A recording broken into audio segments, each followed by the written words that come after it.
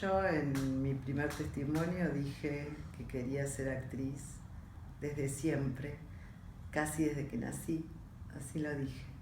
Quizá no es desde que nací, quizá efectivamente fue una solución. El teatro viene de mi padre, había algo que yo podía encontrar en él de su pasión, de su historia respecto a un fuerte deseo, era el teatro. Eso sí, encontré muy tempranamente. Es decir, que hoy podría decir que el ser actriz viene de ahí. Yo tenía esta compulsión a actuar todo el tiempo. Siempre vivía como si fuese una suerte de gran hermano, con una cámara que me seguía a todos lados, yendo de la cama al living. Puedo decir que hay algo de ese gusto por hacerme ver, hacerme escuchar, que tiene su origen en el hacerme escuchar y hacerme mirar por mi padre. Era la manera también que yo había encontrado como solución frente a lo insoportable que era para mí el silencio del padre. Me las arreglé para hacerlo hablar, y el hacerlo hablar estaba de la mano de hacerlo hablar sobre esta su otra vida, que era la vida del teatro. Eso. Y la verdad que fue eficaz. Lo que era insoportable era para los otros. Digo, para mi hermano era insufrible. Tener una hermanita que se ocupaba de actuar todo el tiempo en las salas de espera, frente a sus amigos cuando venían a casa y yo copaba la escena, cuando siempre tenía algo de más para decir. No fue nunca tocado como un síntoma en mi análisis esta cuestión. Sí era, por supuesto, un problema a nivel de siempre tener la necesidad de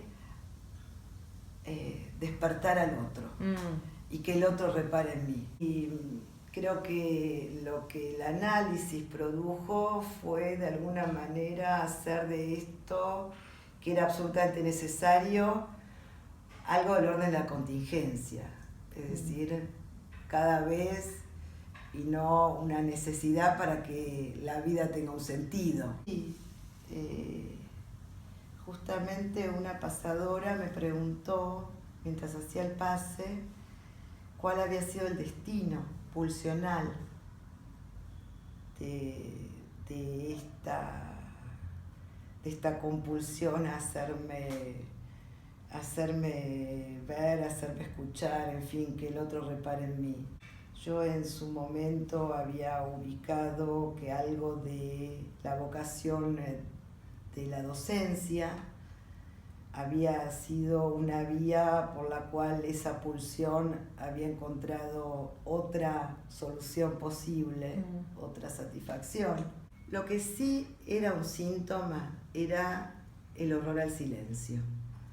El horror al silencio siempre fue lo que incluso hasta muy avanzado mi análisis había sido un punto que incluso ya en mi práctica como analista había sido un problema, porque el valor del silencio del analista venía a contrapelo del horror del silencio, con el que viví mortificada de la mano del silencio del padre. Por un lado, marcó algo de cierto estilo en mi práctica, que nombré como hago hablar hasta las piedras, pero que eso ya no es insisto, hoy el activismo loco, sino cierto rasgo, como lo dijo, así lo nombró en un momento mi analista. Poder hacer uso, el buen uso necesario del analista de su silencio, que empuja al diga más. Bien.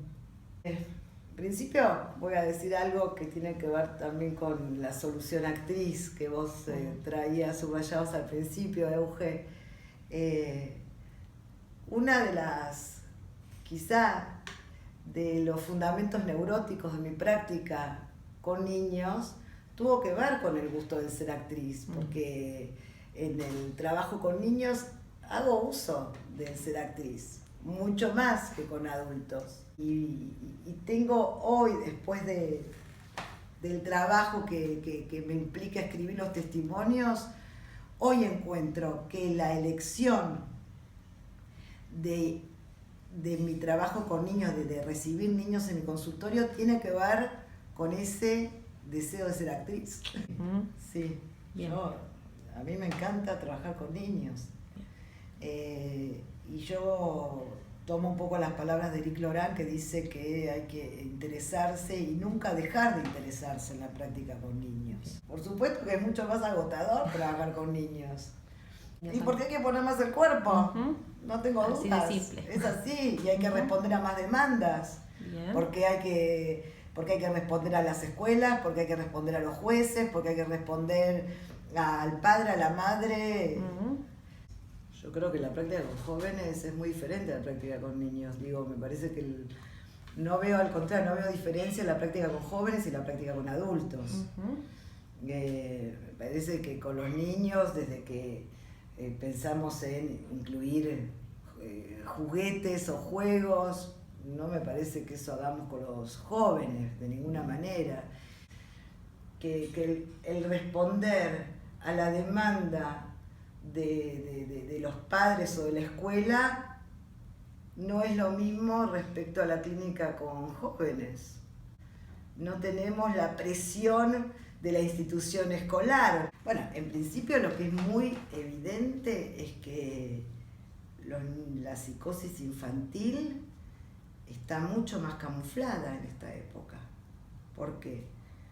Porque vos, esto lo diría como madre casi, vos invitás a un compañero psicótico de tu hijo a jugar y juegan perfectamente bien, cada uno está agarrado del iPad y pueden estar toda la tarde compartiendo teóricamente un juego en donde cada uno está con su objeto gadget en la mano y queda totalmente camuflado y no... Sin hacer ruido. No hace ningún tipo de ruido, ¿viste? Como todos se vuelven un poco autistas con el aparato, no se detecta tempranamente la psicosis infantil, me parece. La verdad que también están mucho más integrados los freaks. Yo no sé cómo nombrar a ese diagnóstico, pero está lleno de freaks. No sé si son psicosis, son como freaks. Y la verdad que tienen mucho más lugar en las redes. Sí. Por ejemplo, el freak es un personaje que empieza a hacer lazo y tener cada vez más lugar desde su invención con su blog y todos los seguidores que empieza a tener. No sé, cuando yo era adolescente, ese personaje que hoy tiene un lugar increíble en las redes era un loquito al que nadie le daba bola. Suelto. En el grado. Claro. ¿Viste? Ese realmente estaba totalmente marginado. Yo creo que en ese sentido la época integra muchísimo más a los diferentes. Me parece que el ideal de la homogenización en la época cayó. Interesante. Entonces, eso integra ya de por sí. Entonces, un loquito que puede inventarse por la vía de las redes algo y eso le da un lazo, que es un lazo singular, sí.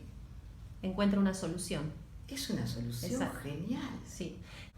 Tengo la idea que cuando un niño ya se las arregló, se inventó alguna solución posible para seguir transitando, no queremos niños a él.